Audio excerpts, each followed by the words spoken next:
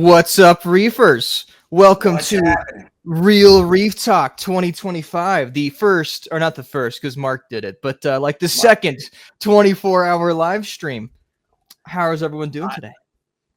Dude, I'm doing great. I got energized with a good night's sleep, and I've been up since 9:30, just like antsy, ready to rock and roll. We got a freaking amazing group of guests coming on today. We're gonna have a blast, dude. I can't wait to get this rolling. All right, so everyone, it is 11 o'clock, and without further ado, we're gonna have Luca and Tullio on. Luca is the owner of Quanta, and Tullio is the owner of Reef Bright. So two LED manufacturers, and here they are. And halide activists. Tullio, you're sideways, brother. How you doing, brother? Good to see you. Hey, am I right side up? Because I got the phone in this holder thing. And nope. You're sideways. Okay, hold on. You're definitely Let me turn it. Yeah, hold on. Oh, there you go. That works. What did I tell you guys? What did I tell you in the chat we were having before? You're having fun, is what you said. No, Tullio. What's that? Oh. This will be the first time what? I'll be right back. Time. Okay, yeah. I gotta go to the bathroom break. We'll be back.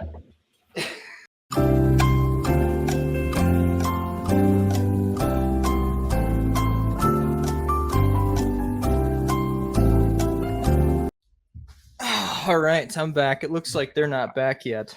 Let's see. Oh, looks like Luke is coming in too here. I don't know where Meckley's at. I feel better. Yep, definitely feel pretty relieved here.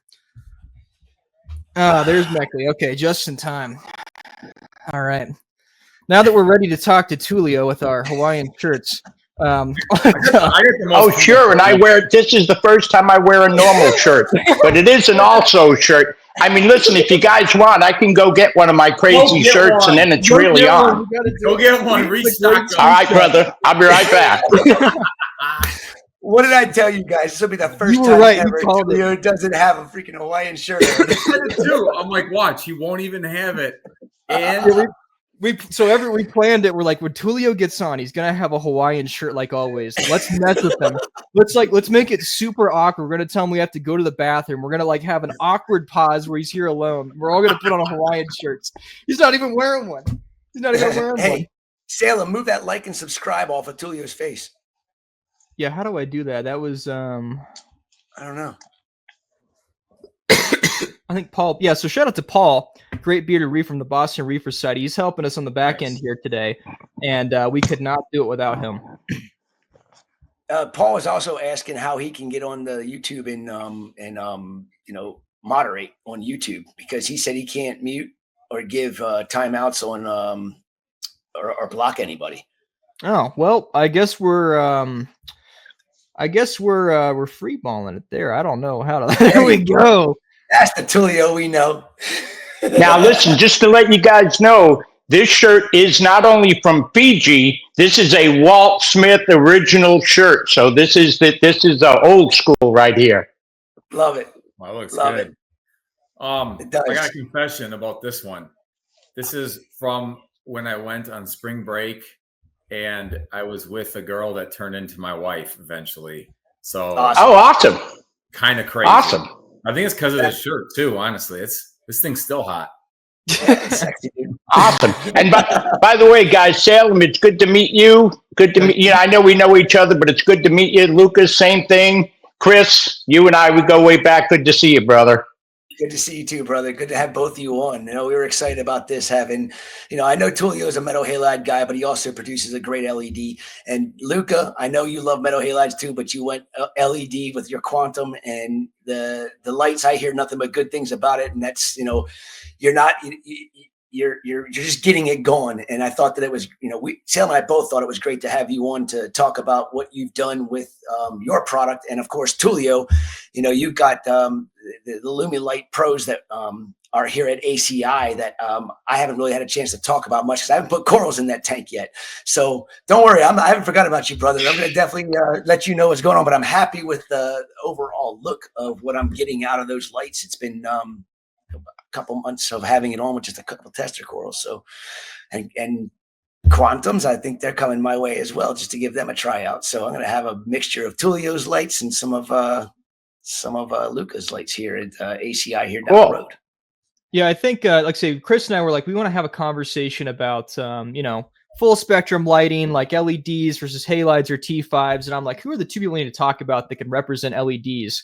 And I thought, after I tested the spectrum of the Hydros XHO at RAP Orlando, and I've talked to Luca a lot, both of you believe in the benefits of full spectrum. And you carry halide bulbs, and Luca, we've talked about all the crazy T5 stuff. So I thought it would be interesting to have an open conversation about the limitations of LEDs, where the technology's going, where it's better than maybe halides, and have that talk. So yeah, I think maybe an importance about UV, and what are the limitations of LEDs right now? What's the best we can get out of them with the technology available? Who wants to, Lucas, you want that one, brother? I can. Tullio, go for it, man. Okay, here's the interesting take on it. One thing we discovered, and the reefing industry, the reefing hobby, one thing we've basically discovered, if we want to call a spade, because Chris, I'm a straight shooter, brother, right? Corals can get by without UV. UV is really important in nature. UV does play roles. Plankton, you can look this stuff up. There's plankton out there that use UV to convert vitamin D from a pre-vitamin to a provitamin. It rearranges the molecules, and oysters eat this plankton, and that's where they're getting that from. Obviously, we use UV for vitamin D, vitamin K. There's so many things in nature where UV is absolutely important, and for it can be for wild corals as well, for coral propagation, corals and things like that.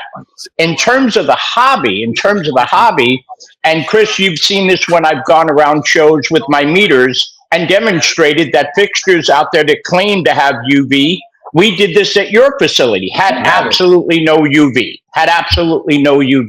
So the corals can adapt. So I'm not going to sit here and say that corals absolutely have to have UV. Its benefits, we could look into that more. But the thing that I found most interesting from the reef side of things is that in captivity, corals that have been adapted, corals in people's reef tanks and things like that, they've totally adapted without it. And the one thing that I will say, UV is something people do not want to play with. You can seriously damage corals because they don't have the equipment like I do, or maybe Lucas has, or, there's equipment. You have to be able to measure for this stuff. You can't just go out on Alibaba or one of these places and buy a bunch of UVs and solder them to a board and start putting them on your tanks unless you have meters and other things like that to measure their output, because it can be dangerous. And I think Lucas would agree with that as well. Yeah, Luca.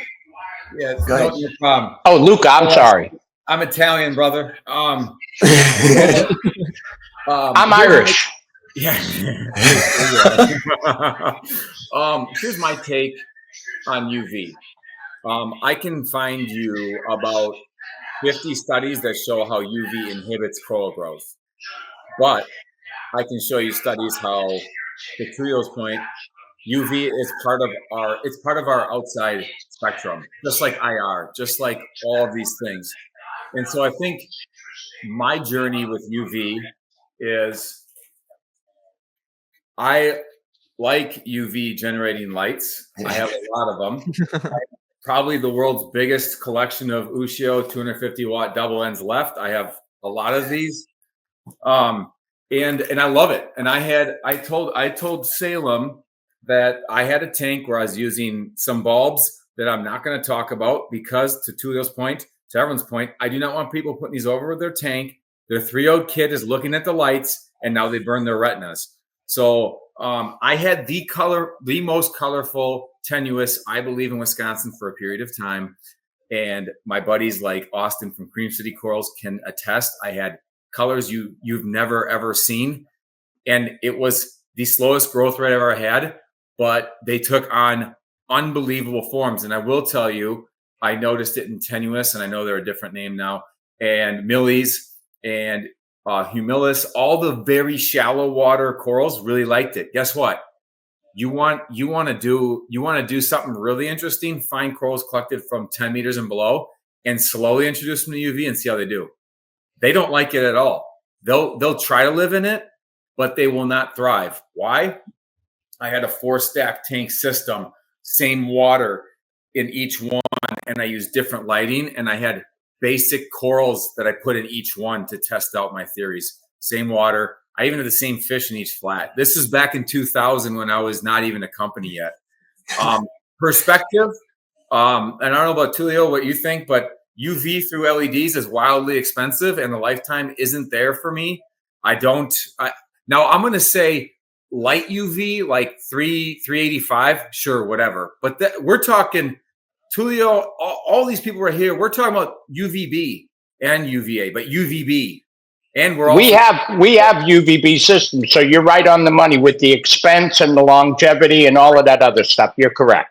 So for me, my journey is there are really good UV options out there, and they still exist. And Reef Bright makes them still. So you have options out there. Okay, where I'm at is you take out the fringe corals on both sides, ones that will die instantly when they meet UV. Take anything from 50 meters and put under UV. And the very shallow water ones that we want to have that last 1% color. And I see that Greg's in here. Greg always talks about getting that last 3% color is really hard. Other than that, you can keep the corals without UV. In fact, T5, shocker, ATI uses UV opaque plexiglass. There's no UV going into any of those tanks. None of them. My guy, Leo's Reef over in Europe, he grows some of the most incredible corals that I know. And he does not use, some systems have 0 UV over them. In fact, it's ATI Blue Plus and Coral Plus, and that's it. Now, he does have halides, and he loves halides. So what I'm saying is there's solutions for everything. And I think sometimes people get stuck into this absolute. And if you go on my website and Tullio's website, Tullio has different platforms for different applications, and I do the same. And I think that's Tullio how I want to sum it up is there's no one, I think if you make LED lights, people think you hate halides and T5s. Completely wrong. And I do want to say something that T5 bulbs can make more UV than halide bulbs. It all depends on the phosphorus. And you can't have plastic over true UV. It's going to also degrade unless you're using tanning bed acrylic, which go price that out of 4x8. Well, and one thing I would like to and Lucas, Luca, you hit it right on the head right there. Regarding UV, you want corals to color up, and if you know what you're doing with UV, you will get unbelievable. In fact, Mike Paletta, Chris, you know Mike Paletta called me up a few years ago. He says, why aren't some of my corals the same colors that they used to be? Because he was going over his old photos and things like that. What many people don't realize is in the center of Mike Paletta's tanks, amongst all the other LEDs, whatever you want to call it, that are on there, are a bunch of my metal halides. And guess what? The colors came back. You need that UV, the protective pigments, things like this. And Luca, one thing that I really enjoyed that you said is that people try to make absolutes. Lighting, it's not an absolute. Think of it like a toolbox. If you go in your toolbox, you have 5 different screwdrivers. You got Phillips, Standard, Torx. You got all these different screwdrivers because not one tool can do every job. Chris, you and I have discussed this many times, okay?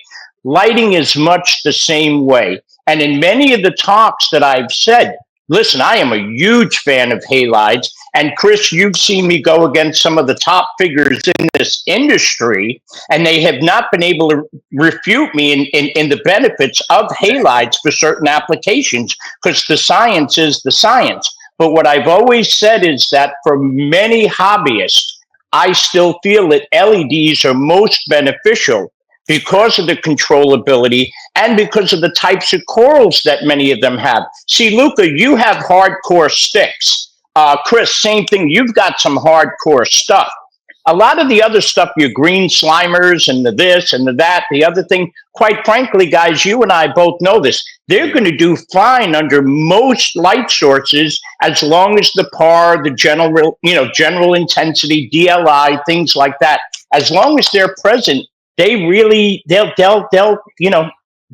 do fine under many different types of lighting. So Luca, I really like your explanation. That was really spot on. Tullio, one thing I plug about you, people are like, hey, how's Reef Right doing? They ask me questions and I'm like, I don't know, but I can tell you one thing he won't ever talk about. He's probably selling a shit ton of halides right now.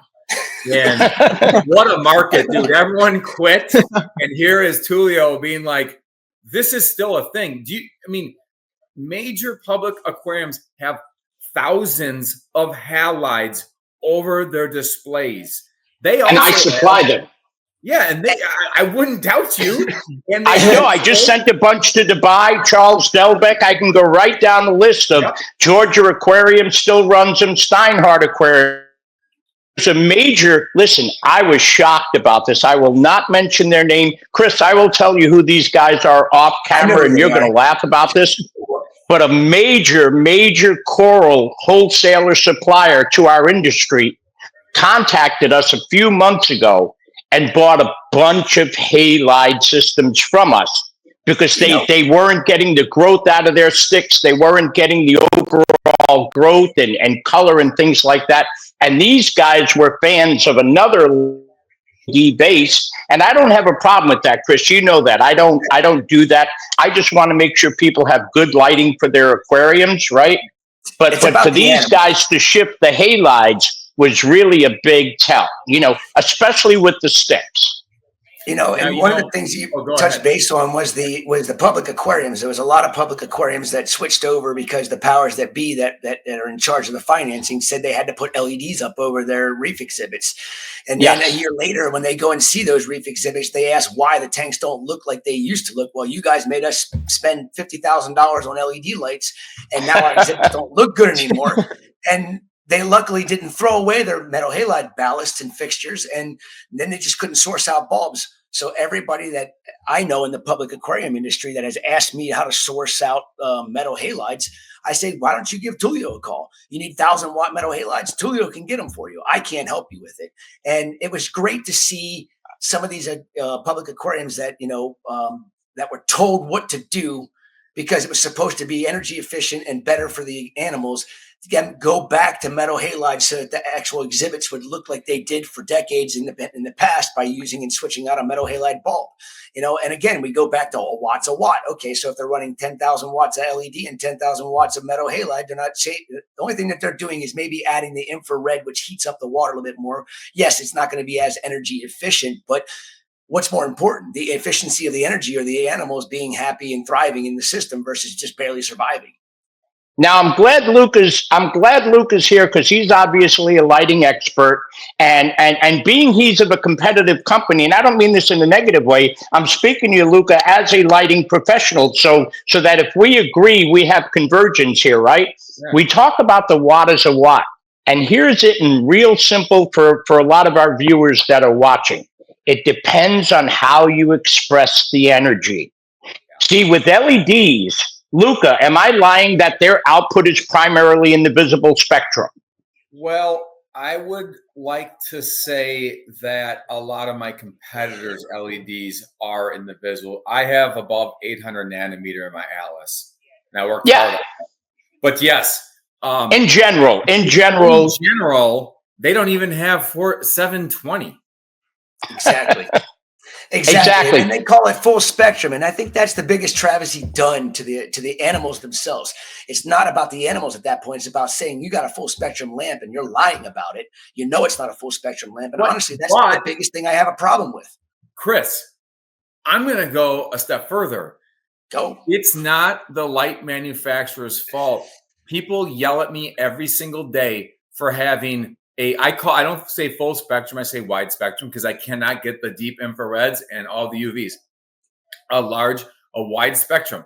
They're like, I want blue. And I'm going to tell you something. And here we go. We're going to get the internet going. the Spice it up. I won't swear. The influencers that are paid by certain companies tell everyone they want a blue tank because that's all they show. And so this isn't a lighting company issue. This is the influencers and pushing this bullshit agenda. Because Tullio, here's another thing I know you're going to go nuts on. Now, your ex-HO actinic, when I was young, I stared at this thing in marvel. But we both know that we need more than just blue LEDs now. Blue to show, you got to have more. Here's the problem. Most of the manufacturers don't put violet, cyan, and green. And influencers will talk how gross cyan LEDs are for lighting. It's like, no way. It actually balances it out. It ends the Windex. But here's the deal. I think there's a shift and people are starting to listen.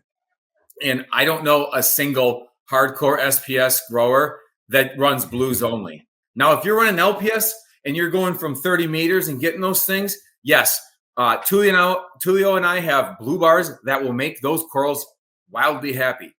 I want to say some other things, though. I want to take a little divergence. There's another issue I have with LEDs. All right. So we talk about having obsessions. And how can you say you're doing something that does something if you don't have those things to evaluate? I still have unopened in the box Coral View. They're 250, 25 optical facets. This was a really good fixture back in the day. Was it the best? No. Luma Tech or Luma Arcs or whatever the hell. But this is a phenomenal reflector. Here's the problem I have with most LEDs in the industry. They're literally the size of this notebook. And the reflectors are not reflectors, they're lenses. So again, I try to provide innovation inside the LED space. I will never get into halides because I don't think you need halides to have a wonderful reef tank. And I don't think the average human wants halides. They don't want inconvenience. Hell, they don't even like changing T5 bulbs. Now us in this chat, we do more work than that in 10 minutes on our systems. But the average hobbyist does not want to deal with it and recycling bulbs or whatever. So my thought is I'm going to eliminate the issues associated with commercialized LED lighting. And Tullio's product from the start had widespread. There's a lot of beam lights. There's a lot of poor optics out there. And that's why certain lights like Tullio's and mine have gotten reputations because we don't have beams anymore. So my whole thing is I'm working on taking limitations of LEDs that were forced upon us by corporate executives, maximizing the pallet space and minimizing shipping costs. I pay a shit ton in shipping costs, but I don't use middlemen. So guess what? I can make money and I can afford to ship a freaking box this big that contains 2 lights. So that's my little side rant. I think the LED industry is ripe for takeover, and these types of lights, need to go away. Aesthetics. All right, I'm going to shut Well, up. Luca, interestingly enough, and again, you're spot on. So you mentioned the XHO, and if you've stared at them, then you know this. We were the first, and when I mean years ago, I'm going back years ago, almost 2 decades for that matter. Correct. I was the first to use reflectors on LEDs. I came from the LumaLED Philips family. They said, you can't use reflectors on LEDs. I said, what the hell are you talking about? Obviously, you need to go back and look at optoelectronics and the way photons work and these things work. I don't want to use secondary collimating optics because these are bad. And those refer to those beams that you're talking about. And as you know, I've never, ever, ever, ever used a secondary collimating optic for that reason. And here's the comedy, and you're right about this. It's not the manufacturer's fault why lights are so screwed up. It is the influencers, and I'll tell you why. When LED lights first came out, other manufacturers that were using these collimating optics Think like a magnifying glass in the sun, and you put it on your arm, and you're going to get that burning. So they were burning corals, duh. So what they do, they had to raise the lights really high to stop the burning. Now, how stupid is that? Because, Luca, how much output do we lose by raising the light even just a foot? So now I got to raise the light really high so that I just can't stop burning them. The point is, if the light is designed correctly and the light is distributed correctly, you don't have to have it 2 feet off the tank to stop burning your corals. You know, there's the oxymoron there. And, Luca, I couldn't agree with you more. You're going to crack up about this. Chris, you know my feelings about blue light. I actually don't like it. I may have started it with the blue moonlights and some of the stuff that I did in 2002, 2003 and some of that stuff. But then people took it to the next level. That wasn't me. Everybody thought they had to have a blue tank. It was so bad, Luca, it was so bad. People thought moonlight was blue. They didn't understand what the spectral composition of moonlight is. And guess what? It's 52K. Yes. I measured it myself. I have the spectral measurements and the PPFD and all of that. I took this when there's a place called the Biosphere, and I had to do a lighting analysis, and I have all of this data. But here's the crazy part. I went to Moat Marine. Obviously, people know Moat Marine. And we took measurements underwater. And lo and behold, even at 15 feet, light is still full spectrum. It is. It's not blue. But even Jamie Craig's, he released some data. You remember that, Chris, when Jamie Craig's released the data, and his data essentially coincided with my data, that even at 15, 20 feet underwater, you still have red, green, all of these other wavelengths. Tullio, yeah. Two things. What's interesting is slight turbidity will rip out UV like crazy. Yes. Second thing, I'm going to challenge why corals were getting burned. Are you ready for this one? Sure. All right. So, and then I want to comment on Greg Carroll's comment on the live stream because it's an interesting point, but I want to talk more about that. So I'm going to throw this out here. That one. I'm going to throw this out here, guys. I think the corals were getting burned not because of the optics, but when you just put a peak at 450, you overwhelm the chlorophyll. The chlorophylls have evolved to have all the different absorption spectrums, and now you are laser beaming something on them that they can't handle. I personally believe that when customers switches out from traditional LED lights that lack the violet, the cyan, the green, etc., and they get mine, they're like, wow, my elk went up by 50%. It's because I'm reawakening evolutionary needs of these corals. So that's the one thing, those two things. And then I want to hear your thoughts too, because this is my last one. As a company, having to figure out things like optimal amount of products to fit on a pallet is an excellent problem to have. If you don't think so, I think you're lying to yourself. I think this is bullshit. I'm going to talk about why that's bullshit. So I know how I run companies. I know how large companies work. You can tell if you wound up designing this as your light panel, that's because the bean counters figured out how to maximize profits. So I'm going to reboot that and say that the current light vendors, we are figuring out how to absorb the cost of providing a light that does its job better. And I'm squarely aiming at the middleman. I have to get them out. And I have absorbed that cost. And if you don't think I know about the cost of a pallet, I got news for you. I completely know about that. And so, Tullio, 3 things I want to just have you talk about. I don't think you design products for shipping costs either, because you're shipping metal bricks across the country in the terms of ballast. The blue spectrum peaks, and then talk to me about your thoughts on the reality of your optics, because you have to manufacture your optics, your reflectors for your XHO. That is a manufacturing nightmare, and my hat's off to you. Okay, I'll start with the blue. Go ahead. Real quick. If a company is maximizing their profits and not thinking about the animals, I want nothing to do with that product, because if they didn't have these animals to light up, they wouldn't even have a company. So that's the biggest irritating thing that Greg said to me, said on here, is they do it to maximize their profits. Well, maximize the lighting source for the animals, because if you don't have that, you have no company as it is. So if you can't absorb, like you're doing, Luca, absorb a little bit of that cost into your product. What's a lot? And not be right. It's a fucking ton of money. And Greg saying, I was talking about pallets are a good idea.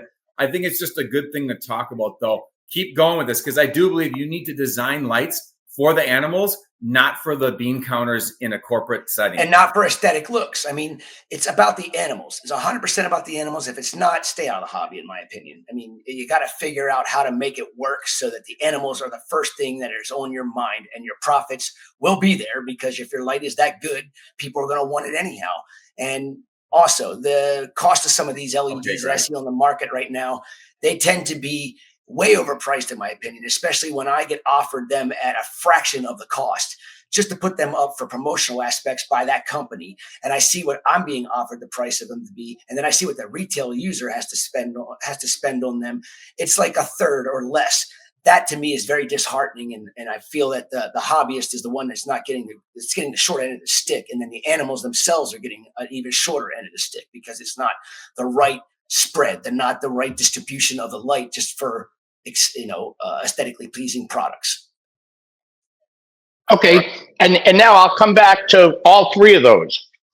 One, Luca, with the 450, you're absolutely correct, and here's why. And anybody can Google this. Anybody can Google this. I've said this in lighting talks in the past, okay? If you look at the two primary absorption peaks, you have 450 as one of them, right? That everybody pretty much knows that. Now, let's rephrase that. Instead of maximum absorption peak, that means that the coral is most sensitive to light at that wavelength. Now, here's another comedy, and Chris, you know this because you and I have talked about this. Even my XHOs, my original XHOs, never had 450 nanometer LEDs in them. Guess what they had? 450 and 460. I purposefully, because if you look at it on a spectrometer and you combine those two, now you have more of a flattened, where you're getting more beneficial absorption without driving that 450 and driving that into the corals, okay? So the original, and that was a joke running around, that XHOs were originally just 450 nanometer LEDs. And Chris, you know how many times we've talked about it. I've laughed about it and let people think what they want. Because, if you get mad at a donkey for being a donkey, who's the ass? You were the donkey, right? So I just let him run with it, right?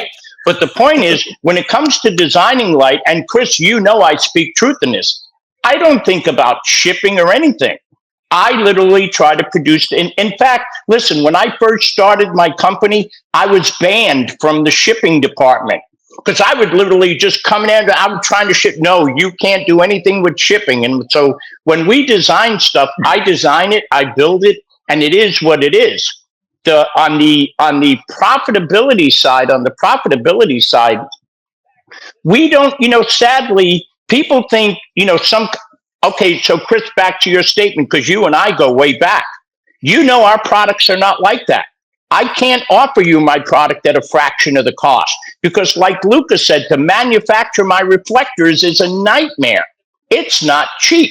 It takes real tooling and things that we do here, and assembly here and some of these other things like that. So the point is that it's not cheap.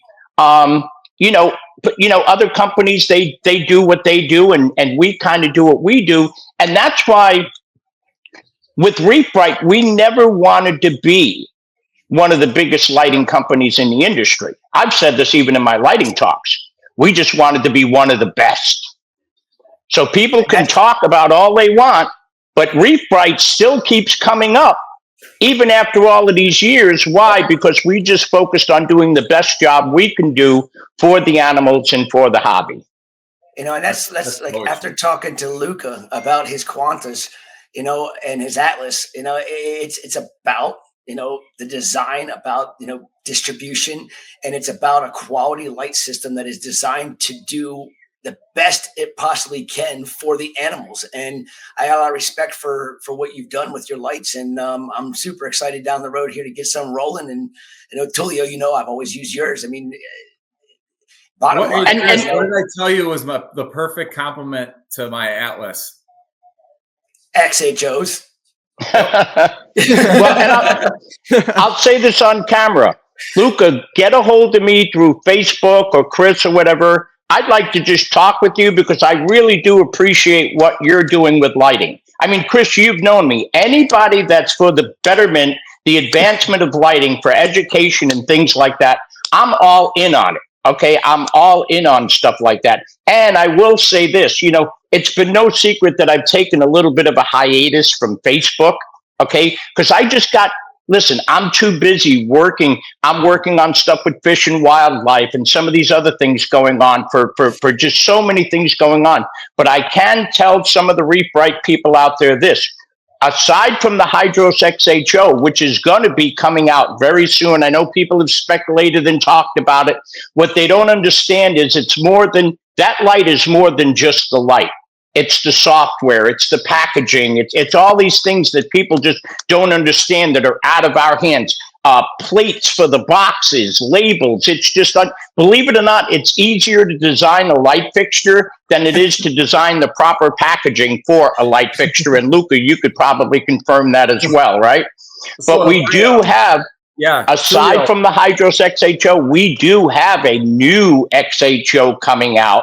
We have a new XHO coming out to complement the Hydros XHO. We have new Lumilite Pro Pluses coming out as well, which builds off the platform. So like even the lights that you have, Chris, that you were very impressed with, those are old school now. I've got some new stuff. And Luca, I'm really excited about what you're doing with your lights because like I said, we need all of us working together. Yeah. Because it can't, it's about the animals, guys. It's about the animals. And that's where, to me, that's what's always been important.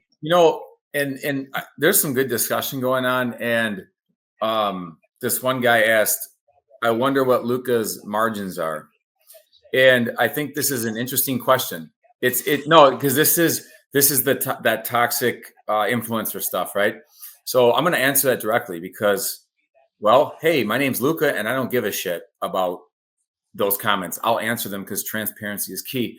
So to answer that, so are you asking what my margins are based on like overall costs? Or are you actually asking me how do you offer lights for so much cheaper because you've cut all the overhead and my actual margins are far lower than the industry? That's the fundamental question. I think a lot of you guys know that I have a very large, very well-known company. That's my primary. I own two companies, and I do this out of passion. And my margins are not even sufficient to keep up with my growth. I've been growing at about 400% for 3 years, and my margins can't even keep up with supply chain. You'll see I'm routinely out of stock on things. And I refuse to inject more money into it. So I could have gone down the route of increasing my cost, but instead I'm not. I'm going to have 3 product lines, and my margins in the industry would be considered underperforming. And I'm pretty proud of that. I do work on fraud pretty hard, keep fraud down and things like that. And the reality is to make margins and to design for the animal's health, like Tullio said, and to offer a value product, I cannot go through a distributor that just takes 30 to 40% cut. Aquaculture, you want to really ask the real question? Why are distributors taking 30 to 40%? Maybe you should ask that question because that's the more relevant question. And I got to tell you, the aquarium industry is really a very small and non-profitable industry. There's no one in private equity firms that are like, hey, call up Tullio and Luca. We're going to get rich as shit on this stuff. So I think the bigger discussion in general, supply chain across the world, the middleman is being cut out. And I want to still be able to hook those pet stores up. I still want to be able to hook wholesale up. And I can do that but I'm not going to employ a middleman. And that's already gone away with most of industries already. So the bigger thing is once other companies start getting away from middlemen, and just going directly to the pet store, to the customer, whether they're wholesale or retail, that's how you can add more value without increasing costs. This is just fundamental. And like when Tullio deals with public aquariums, you are going direct and you're helping them, or etc. So there's not one for all. You can still have distribution. I'm not saying that's like, you can do whatever you choose, but the reality is, Aquaculture, is I chose to invest a lot more money into the LEDs. Tullio, are violet LEDs the same price as a common blue LED, or are they more expensive? Oh, no, exactly. Listen, the cost of some of the UV LEDs that we use is through the roof. It's through the roof. And people don't understand it's because of the exotic materials required to produce that LED. These aren't just normal crystals here, okay? And so again, and then between degradation and things like that. So, there is that. And so with us, what we did, we had to go through distribution. We do support the pet stores and some of the things, but we do have a different pricing structure. We don't overinflate things. We don't overinflate things to then be able to turn around and give somebody 50% off on something. Because if I can give you 50% off on something, that means I'm robbing you the rest of the time. We knew what margins we needed to keep the people employed, to pay the employees, to pay the machinery. We operate on a very minimal margin because the distributors do have to make money. And guess what? If you're going to really, complain to people about some of the pricing on stuff, go after some of the online resellers. Okay, because if you knew the margins they were operating on, okay, manufacturers, many times we make the least amount of money. Chris, you know this. You have some products. You and I both know some of the stuff you work on. So you know exactly what I'm talking about. We actually make the least amount of money when you look at the big scheme of the pie over the whole, big scheme of things, if you will. Yep. And Saltwater Aquarium has a good point. So they're a distributor. And what I'm not saying is there's cost associated with every step. Yes. That's supply chain. So to Tullio's point, I would not be able to make money going through that, but there are products that can do that. What I'm trying to say is we got to reimagine this. There's different niches for everything, and there's different roles for everyone. If we didn't have distribution in this world, we would not have anything. We would have nothing. There'd be nothing. But here's the deal. You have like a big guy like Saltwater that's driving that distribution cost down because that's what they're focused on because they want more business. There's things that work. But I'll be honest, when there was the mega giant only in the room, I was getting wildly concerned for this hobby. That has changed. We're rebalancing. Capitalism is at work. But to your point, Tullio, there is not much margins in manufacturing. It's really a tough thing. And then you have different platforms. There's Made in America. There's designed and built in China. There's all these different things, and they all have different niches. Then, Julia, we can go into constant voltage versus constant current, the pluses and minuses with those, all of these things. But the reality is that customers, and I think it's true, they do want something similar to this because it's easy to hang, but you should have the portfolio to offer everything. Designed to be the best LED light. That is what I consider my Atlas. Tullio has what you consider the best spread in LED light bars, and it's started the entire industry. That's complete innovation. So you have these wide ranges. There's a lot of different things, but I will say if people are setting up large tanks and they think this is your solution, if you get the same pricing as those stores get, sure. But they're not going to get that. So they think a store's paying $95,000 for lights. No way. Well, it's all promotion. That's the interesting thing about. Oh yeah, and go ahead, Chris. Say a good point about the little LED fixtures that go over top of a 6 foot by 2 foot tank. I mean, I remember when I had my 180 gallon tank as a hobbyist, 27 years ago.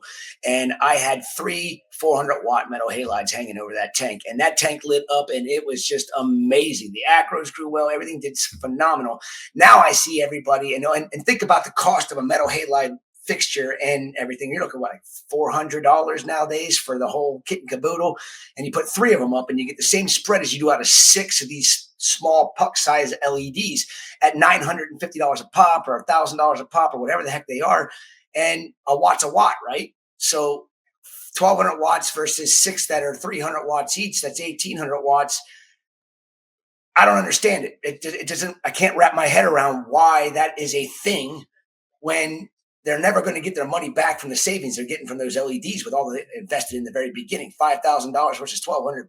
I'll take that. I'll take the $1,200 and a bulb change every day or every year over a fixture that needs to be replaced in 5 years, 6 years, 7 years. Oh, yeah. And Chris, I'm glad, again, just in short, and I will mention saltwater.com because I know, Ken, they're a great vendor of ours. Okay, they're good guys.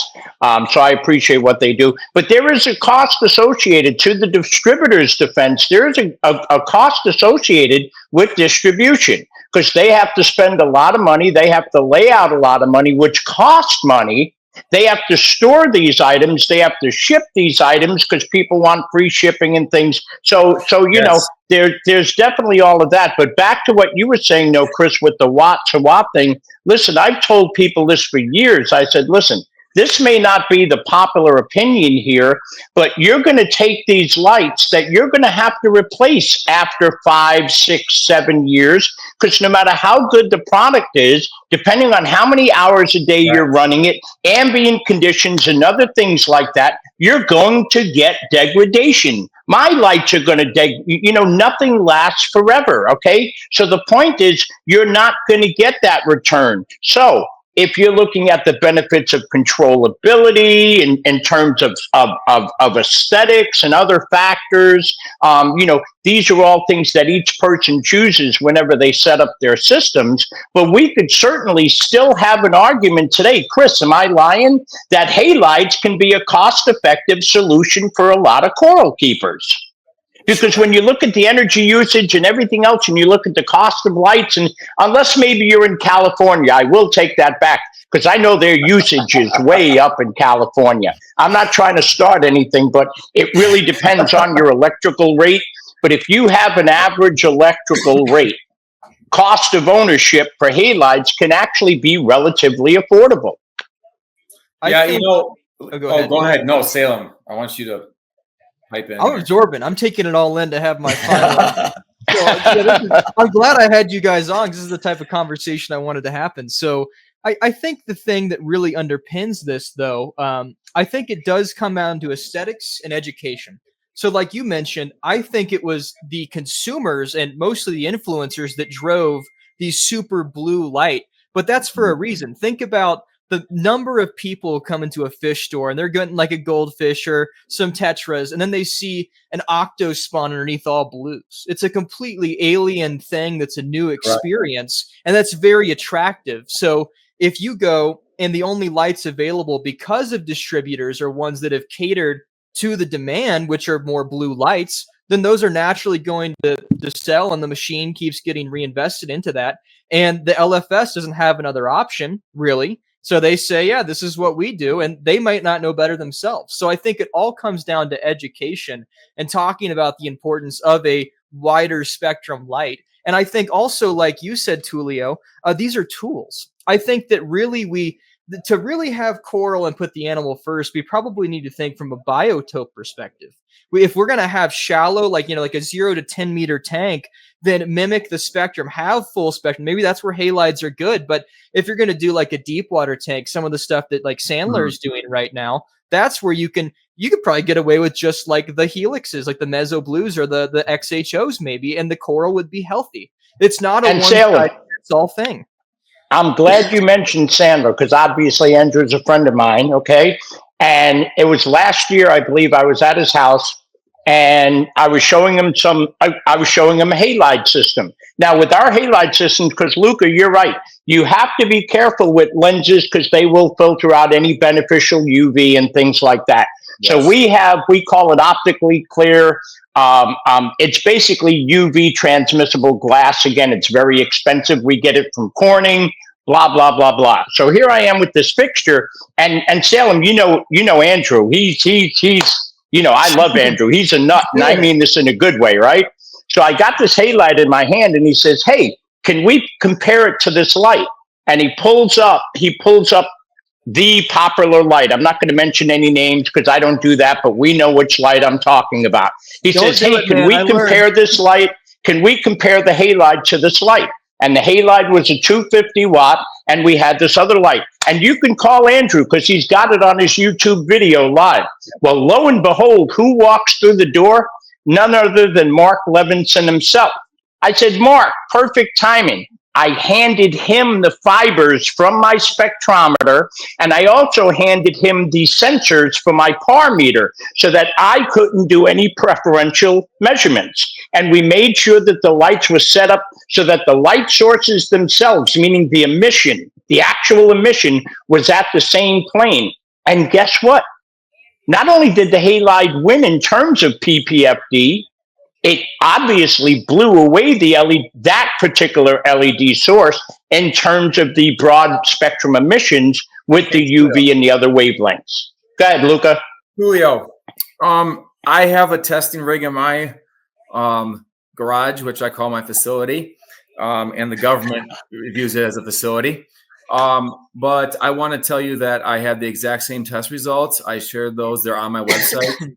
I will tell you this, and this is one thing that I'm proud of is, I think a lot of people think, oh, am I like a reseller? What's going on? So it took me about 2 years to develop it, but the Atlas per watt, 71% more efficient than the most premium LEDs.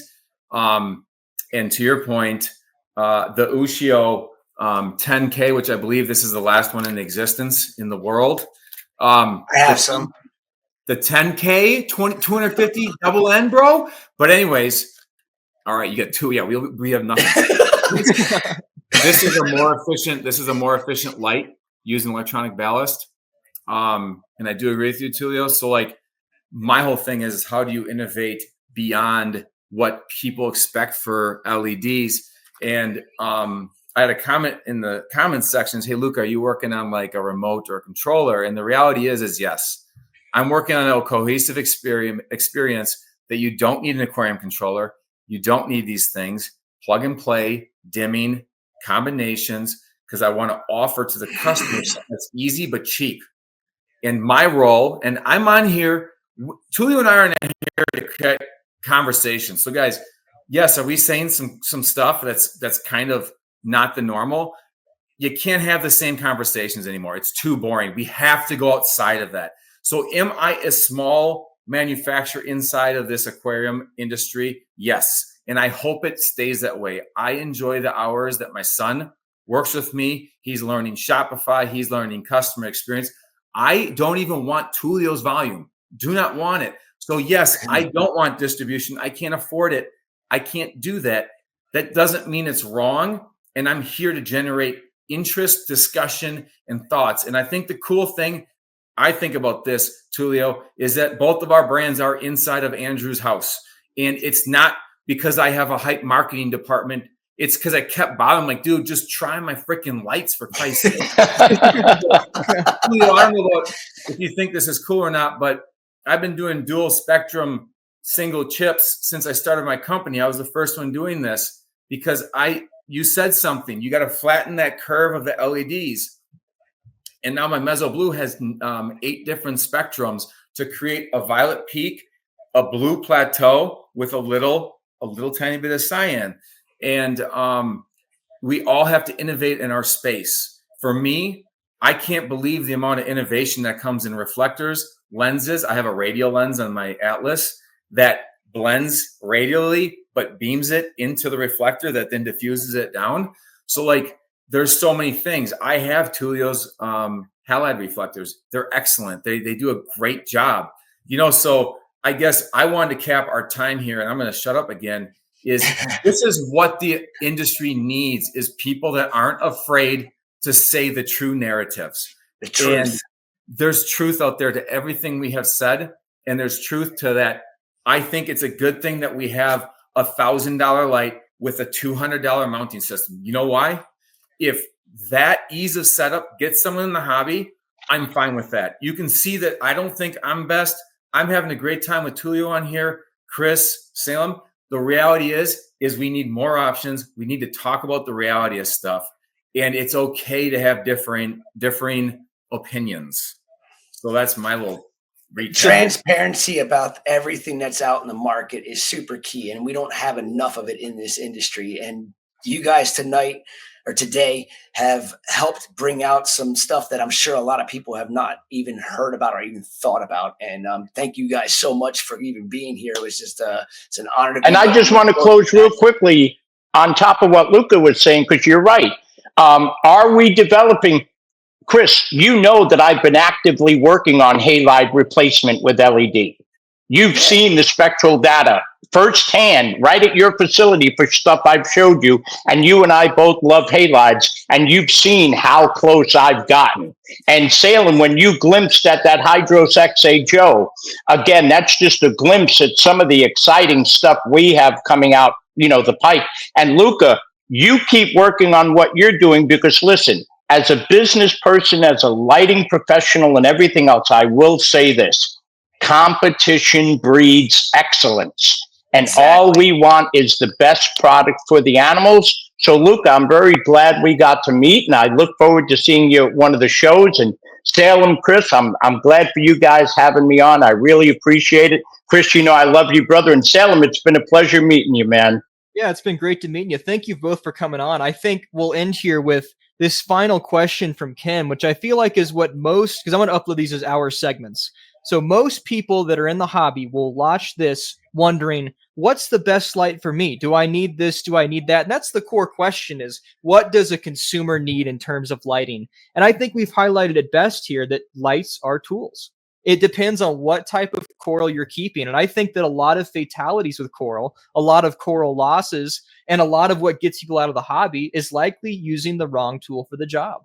So I think that full spectrum, true full spectrum from like T5 combos or halides or plasma or whatever is important in some instances. All blues is important in some instances. And I think that probably people like us having a conversation, people like Andrew doing biotope-esque setups and showing where those different spectrums can play a part, I think that's all super important. So if you're watching this as a consumer asking, what light should I buy? You should ask yourself, what coral do you want to keep, and reverse engineer it from that. Where are those corals kept in the wild, collected in the wild, which is stuff we'll be talking about on this podcast with Australian collectors, and then choose your lighting option from there. There's not a one size fits all. Halide doesn't rule. Blues don't rule. It's, you got to find the tool for the job. And I think that's the takeaway here that we've really talked about and what's important. 100%.